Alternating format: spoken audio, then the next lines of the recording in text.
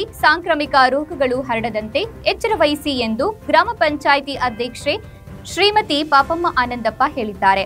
ವಿಶೇಷವಾಗಿ ಎಲ್ಲ ಏನು ನಮಗೆ ಗೊತ್ತಿರ್ತಕ್ಕಂಥದ್ದೇ ಮಾಡ್ತಾ ಇಲ್ಲ ಅಷ್ಟೇ.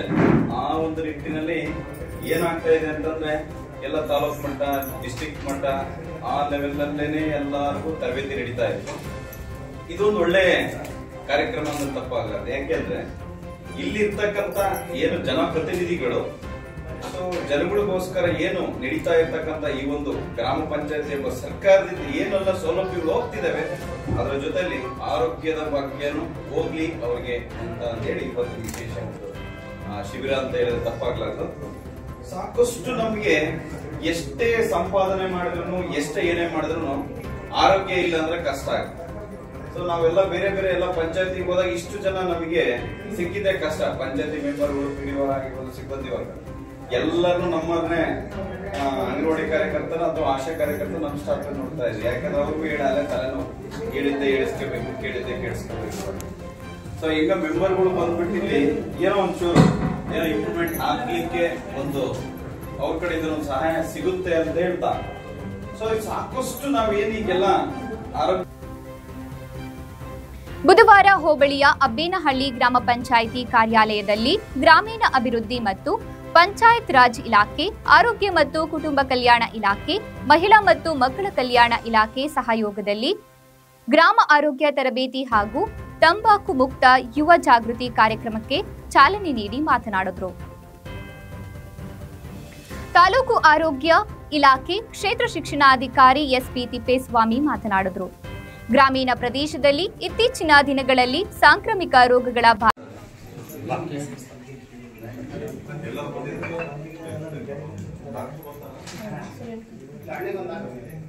ಎಲ್ಲರಿಗೂ ನಮಸ್ಕಾರ.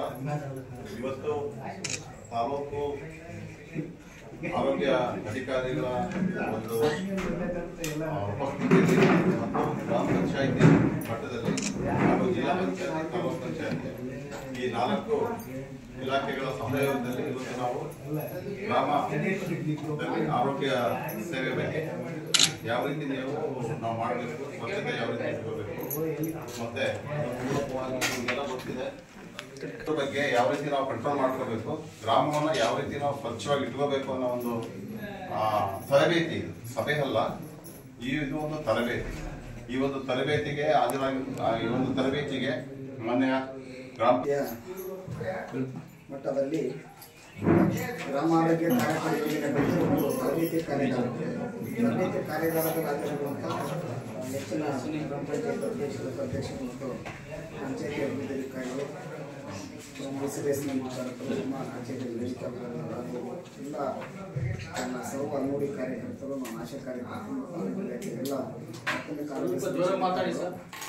ಪ್ರಾಥಮಿಕ ಆರೋಗ್ಯ ಸುರಕ್ಷಾ ಅಧಿಕಾರಿಗಳು ಮತ್ತು ಎಲ್ಲ ಗ್ರಾಮ ಪಂಚಾಯತಿಯ ಸರ್ವ ಸದಸ್ಯರು, ಎಲ್ಲ ಸಾರ್ವಜನಿಕರು ಮತ್ತು ಮುಖ್ಯ ಶಿಕ್ಷಕರು ಚಳಿಕೆರೆಯಿಂದ ಬಿಡೋಷ್ಟೊತ್ತಿಗೆ ರೋಡು ಕಂಡ ಸಮುದಾಯದ ಸಹಭಾಗಿತ್ವದೊಂದಿಗೆ ಆ ಗ್ರಾಮದಲ್ಲಿ ಕಟ್ಟಕಡೆಯ ವ್ಯಕ್ತಿಗೂ ಆರೋಗ್ಯ ಸೇವೆ ಸಿಗ್ತಕ್ಕಂಥ ಒಂದು ಬಹುಮುಖ್ಯವಾದಂಥ ಒಂದು ಕಾರ್ಯಕ್ರಮ.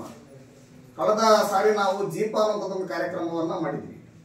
ಗ್ರಾಮ ಪಂಚಾಯತಿ ಅಮೃತ ಆರೋಗ್ಯ ಅಭಿಯಾನ ಕಾರ್ಯಕ್ರಮ. ಅದರಲ್ಲಿ ಒಂದಷ್ಟು ಕಾರ್ಯಕ್ರಮಗಳನ್ನ ಇನ್ವಾಲ್ವ್ಮೆಂಟ್ ಇತ್ತು. ಇದರಲ್ಲಿ ಒಂದು 5 ಆರೋಗ್ಯ ಕಾರ್ಯಕ್ರಮಗಳನ್ನ ಇನ್ವಾಲ್ವ್ಮೆಂಟ್ ಇಟ್ಕೊಂಡು ಮತ್ತು ICDS ನಾವು ಬಾಲ್ಯ ವಿವಾಹದ ಬಗ್ಗೆ ಒಂದಷ್ಟು ಮಾಹಿತಿ ಇಟ್ಕೊಂಡು ಕಳೆದ ಸುಮಾರು ದಿನಗಳಿಂದ ನಾವು ಈ ತರಬೇತಿಯನ್ನು ಗ್ರಾಮ ಪಂಚಾಯತಿ ಮಟ್ಟದಲ್ಲಿ ಗ್ರಾಮ ಪಂಚಾಯತಿ ಕಾರ್ಯಪಡೆ ಯೋಜನೆ ಅದರಲ್ಲಿ ಎಲ್ಲರೂ ಇರ್ತಾರೆ, ಟಾಸ್ಕ್ ಫೋರ್ಸ್ ಅಂತ ಹೇಳ್ತೀವಿ.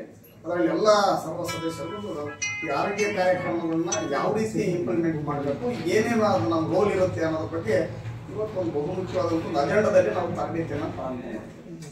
ಬಹಳ ಮುಖ್ಯವಾಗಿ ಈಗ ಮಳೆಗಾಲ ಬರ್ತಾ ಇದೆ. ಸೊ ಸಿಕ್ಕಾಪಟ್ಟೆ ಅನೈರ್ಮಲ್ಯೀಕರಣ ಆಗ್ತಾ ಇದೆ.